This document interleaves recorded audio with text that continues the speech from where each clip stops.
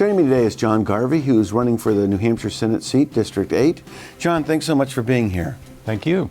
I like to spend a little bit of time with the candidates, getting to know you and why you are running.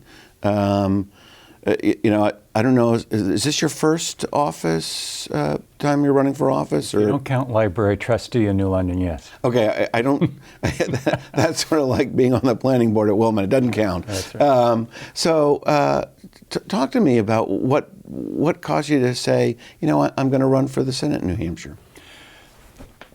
It goes back quite a ways. I've been a practicing lawyer for 38 years, and I've been spending a lot of time reading bills, their intended consequences, their unintended consequences. But it really goes to when I became a mediator about 25 years ago.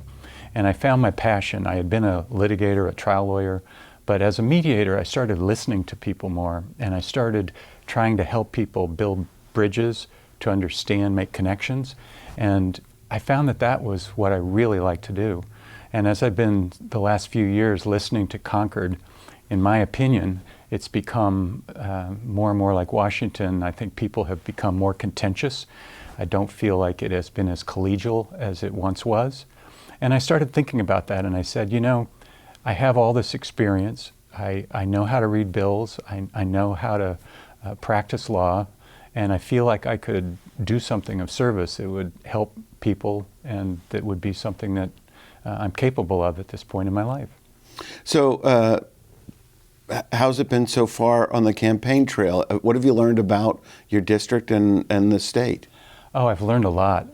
I was, you know, you hear all the negativity about politics, and there was a part of me that was a little apprehensive, but I've been knocking on doors. I've been listening to a lot of people to share their concerns with me, and I just find it so interesting to hear what's on people's minds.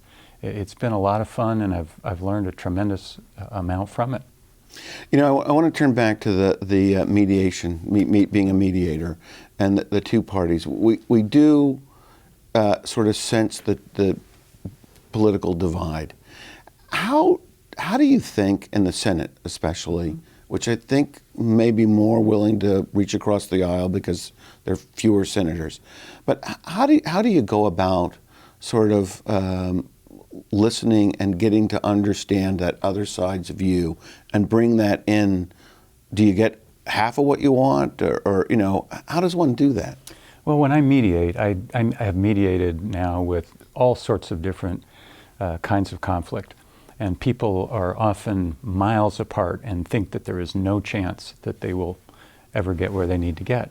And I start by trying to listen to both sides, listen carefully to what they say and what they don't say, and you start getting a sense of what is doable and what is probably not doable.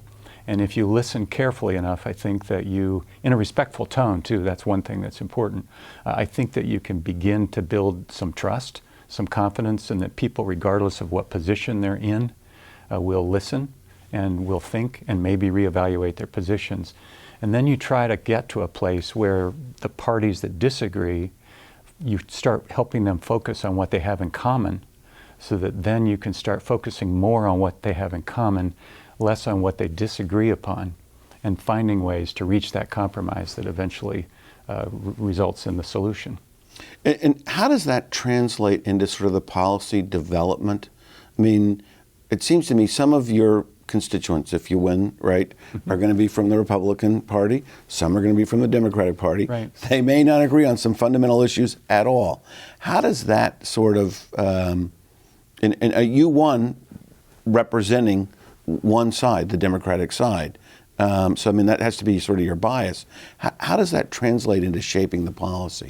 Well, first I want to say that when I was a kid, I grew up in Kansas mostly, and I was the state chairman of the Kansas Teenage Republicans. Right. So you can see both sides. I am a moderate person. I'm a moderate, and I was undeclared, just transparency here, I was undeclared. I saw myself as an independent, and I would get the ballot in the primary that I thought had the most importance to me at that time, based upon the individuals, based upon the issues.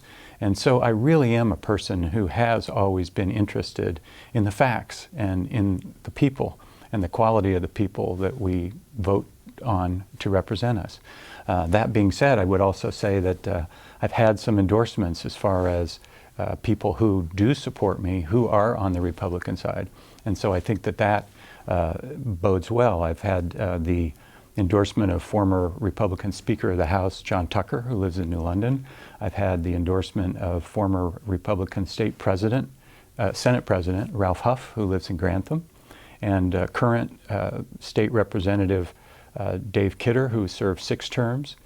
So you're really going to say, let's go focus on the issues and what makes common sense for That's right. New Hampshire. That's what I do. Okay, we're out of time in this segment. When we return, we are going to focus on some of the issues, so please stay with us.